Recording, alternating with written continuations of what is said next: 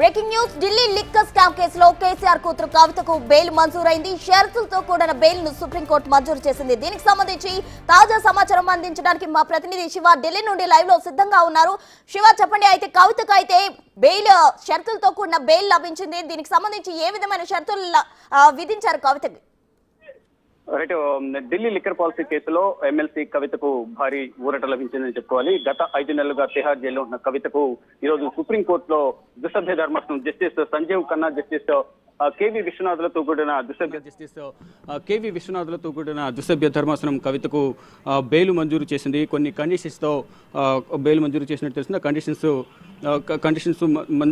కండిషన్స్తో కూడిన బెయిల్ మంజూరు చేసింది. మొత్తంగా చూసుకుంటే 5 నెలల సుదీర్ఘంగా ఈ కవిత తిహార్ జైల్లో తన జైలు జీవితాన్ని గడుపుతూ ఉన్నారు. ఈ నెలలోనే ఇటు తిహార్ జైలు అధికారులతో పలుమార్లు ఇటు అంటే కవితకు సంబంధించిన వారి కుటుంబ సభ్యులు తిహార్ జైలుకి వెళ్ళడం, ములాఖాత్ కావడం, కవితకు ధైర్యం చెప్పే ప్రయత్నం చేయడం, త్వరలోనే కవితకు బెయిల్ వస్తుందంటూ కూడా కేటీఆర్, హరీష్ రావు వారి కుటుంబ సభ్యులు అయితే ధీమా వ్యక్తం చేస్తున్నారు. గత పర్యటన సందర్భంగా కూడా న్యాయ నిపుణులతో సంప్రదింపులు జరిపిన హరీష్ రావు, కేటీఆర్ కవితకు ఎట్టి పరిస్థితులను బెయిల్ తీసుకురావాలనేది ప్రధానంగా వారందరూ ఆశాభావం అయితే వ్యక్తం చేశారు. ఎట్టకేలకు కవితకు ఈరోజు ఉదయం వాదనలు ప్రారంభమైన తర్వాత దాదాపు సుదీర్ఘంగా గంటన్నర పాటు ఈ వాదనలు కొనసాగాయి. ఇటు ముకుల్ రోహత్కి కవిత తరపున మొదట వాదనలు వినిపించారు. కవితకు సంబంధించి అనేక ఆధారాలను కవిత దగ్గర ఉన్నాయి, డిలీట్ చేశారు, ధ్వంసం చేశారు అనేది ప్రధానంగా కవిత మీద అనేక ఆరోపణలు, అభియోగాలు నమోదు చేసింది ఈడీ, సిబిఐ దర్యాప్తు సంస్థలు. కానీ ఎటువంటి ఆధారాలు దొరకలేదు. దాదాపు 493 మందిని విచారించారు. 50,000 పేజీలు ఇటు ఈడీకి సంబంధించి కానీ సిబిఐకి సంబంధించి కానీ 50,000 పేజీలకు సంబంధించి ఛార్జ్షీట్లు దాఖలు చేశారు. అనేక మందిని విచారించినప్పటికీ 57 మంది నిందితులను దీనిలో చేర్చారు. కవితతో పాటు అనేక మందిని విచారించారు, అనేక మందిని అరెస్ట్ చేశారు, అనేక మంది అప్రూవర్గా కూడా మారిన పరిస్థితి అయితే కనిపిస్తుంది. కానీ కవితకు వ్యతిరేకంగా ఎక్కడ కూడా 100 కోట్ల రూపాయలు అయితే కవిత చేతులు మార్చారు. ముడుపులు అనేవి సౌత్ గ్రూప్ నుంచి నార్త్ గ్రూప్కు అందాయి, కవితనే కీలకంగా వ్యవహరించారంటూ ఆరోపించారు. కానీ సింగిల్ పైసా కూడా దర్యాప్తు సంస్థలు రికవరీ చేయలేకపోయారనేది ప్రధానంగా కవిత తరపున ముకుల్ రోహత్గి తన వాదనలు వినిపించారు. వాదనలు వినిపించిన నేపథ్యంలో ఎట్టకేలకు అంటే ఒకవైపు కవిత తరపున వాదనలు ముకుల్ రోహత్గి వినిపించారు, ఇటు ఈ దర్యాప్తు సంస్థల తరపున ఎస్వి రాజు తన వాదనలు వినిపించారు. అంటే మహిళ ఎంత మాత్రాన కవితకు ఏ విధంగా బెయిల్ మంజూరు చేస్తారు, అంటే విద్యా అర్హత కానీ సమాజంలో పలుకుబడి కానీ బెయిల్కు సంబంధించి అర్హతను సూచించమంటూ కూడా దర్యాప్తు సంస్థల తరపున ముకుల్ రోహత్గి తన వాదనలు వినిపించారు. కానీ ఇరువురు వాదనలు విన్న తర్వాత అంటే కవిత విచారణకు సహకరించలేదంటూ కూడా ఈడీ విచారణ సందర్భంగా గతంలో ఏదైతే 2023 మార్చిలో విచారించి 4 రోజుల పాటు దాదాపు 30 గంటలకు పైగా కవితను విచారించారు. ఆ సందర్భంలోనే కవిత తన మొబైల్ ఫోన్లను ఏదైతే ఈడీ అయితే సిబిఐ ఆరోపిస్తూ ఉన్నాయో ఫోన్లను ధ్వంసం చేశారు, సాక్ష్యాలను ధ్వంసం చేశారని ఏవైతే చెప్తూ ఉన్నారో ఆ ఫోన్లను కూడా ఈడీ కార్యాలయంలో 10 ఫోన్లను విచారణ సందర్భంగా సబ్మిట్ చేశారు. దానిలో సాక్ష్యాలను డిలీట్ చేశారంటూ కూడా కవిత మీద అనేక అభియోగాలు నమోదు చేశారు. కానీ ఆ ఫోన్లను తాను ధ్వంసం చేయలేదు, తన ఇంట్లో ఉన్న సర్వెంట్స్కి ఇచ్చారు అనేది ప్రధానంగా కవిత తరపున వాదనలు వినిపించారు. డేటా కూడా రికవరీ చేశారు. కానీ దాంట్లో ఏదైనా ఆధారాలు ఉంటే, ఏదైనా తప్పు చేస్తే ఆధారాలు ఉంటాయి, కానీ దాంట్లో ఎటువంటి ఆధారాలు లేవు. ఎటువంటి డాక్యుమెంట్ పరంగా కానీ డేటా పరంగా కానీ ఏవి కూడా ఎగనెస్ట్గా కవితకు ఎగనెస్ట్గా ఈడీ అధికారులకు కానీ సిబిఐ కానీ దొరకలేదు. కానీ లేనిపోని అభియోగాలు నమోదు చేస్తున్నారు. అరుణ్ రామచంద్రపిల్లని అరెస్ట్ చేసి భయపెట్టి స్టేట్మెంట్ తీసుకున్నారు.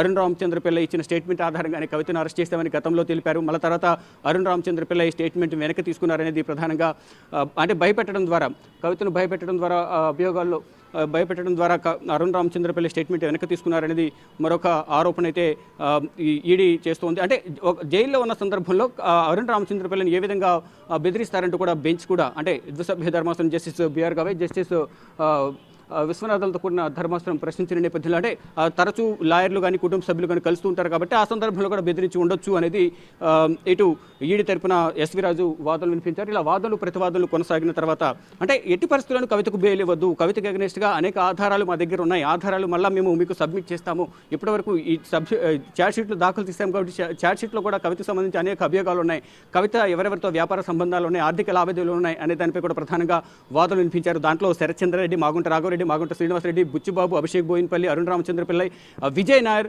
ఇలా సౌత్ గ్రూప్లో కీలకంగా ఉన్న ఇటు అరవింద్ కేజ్రీవాల్ కానీ, మనీష్ సిసోడియా, ఇటు ఇండోస్పిరిట్ అధినేత సమీర్ మహేంద్రు, అమిత్ అరోరా, దినేష్ అరోరా, వీరందరూ కూడా అంటే మొదట ఈ ఢిల్లీ లిక్కర్ పాలసీ అనేది 2021-22కు సంబంధించి ఢిల్లీ లిక్కర్ పాలసీ రూపకల్పనలో దినేష్ అరోరా, విజయ్ నాయర్ కీలకంగా వ్యవహరించారు.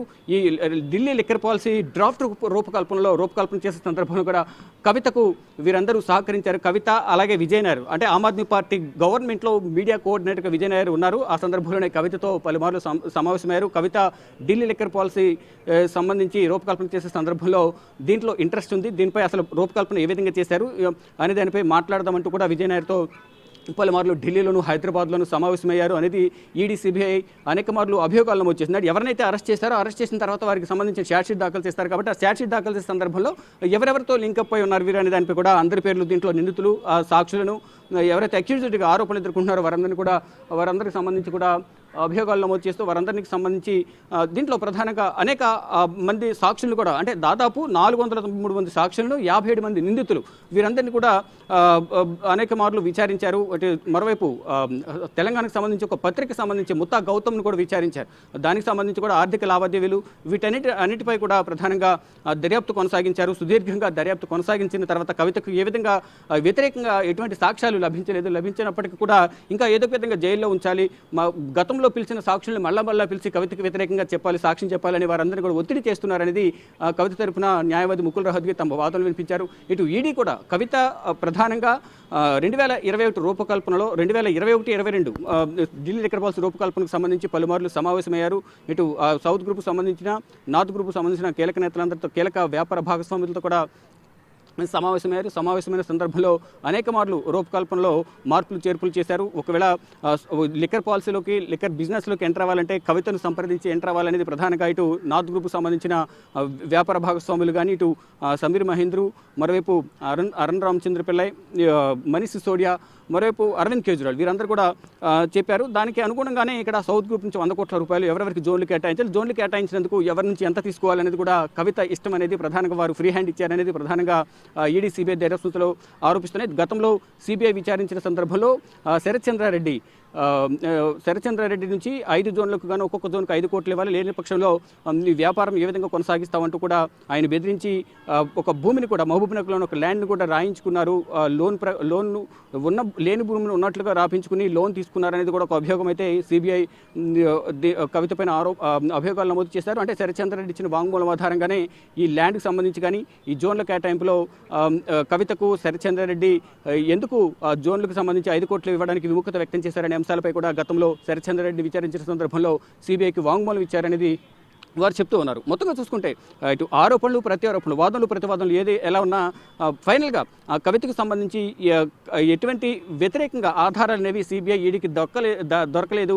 కేవలం తీవ్ర జాప్యం అయితే విచారణలో కూడా తీవ్ర జాప్యం చేస్తున్నారనేది ప్రధానంగా కవిత తరపున న్యాయవాది ముకుల్ రోహత్గి తమ వాదన వినిపించారు. మధ్యలో బెంచ్ ద్విసభ్య ధర్మాసనం సంబంధించిన జస్టిస్ బిఆర్ గవై అలాగే కేవీ విశ్వనాథులతో కూడిన ధర్మాసనం వారిద్దరు కూడా జడ్జెస్ కూడా మధ్యలో జోక్యం చేసుకుని ఈ పారదర్శకంగా జరగాలి విచారణ అనేది, పారదర్శకం జరగకుండా వారు స్వార్థంగా ఈ విచారణ జరపకూడదు అనేది ప్రధానంగా ఇద్దరు కూడా ఇటు జస్టిస్ బిఆర్ గవై అలాగే కె విశ్వనాథులు ఇద్దరు కూడా ఒకంత దర్యాప్తు పట్ల అసహనం వ్యక్తం చేశారు.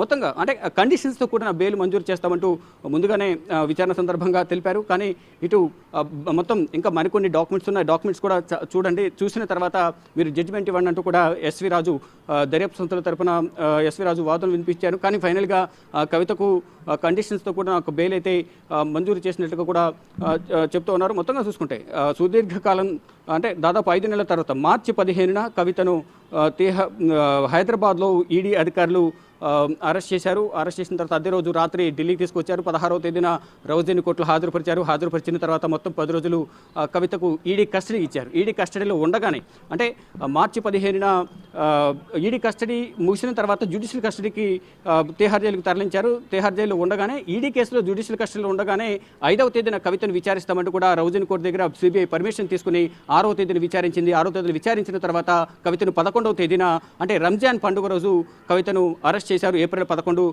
రంజాన్ పండుగ రోజు కవితను అరెస్ట్ చేశారు సిబిఐ అధికారులు. అరెస్ట్ చేసిన తర్వాత ఆ రోజు కోర్టు సెలవు కావడంతో 12వ తేదీన కవితను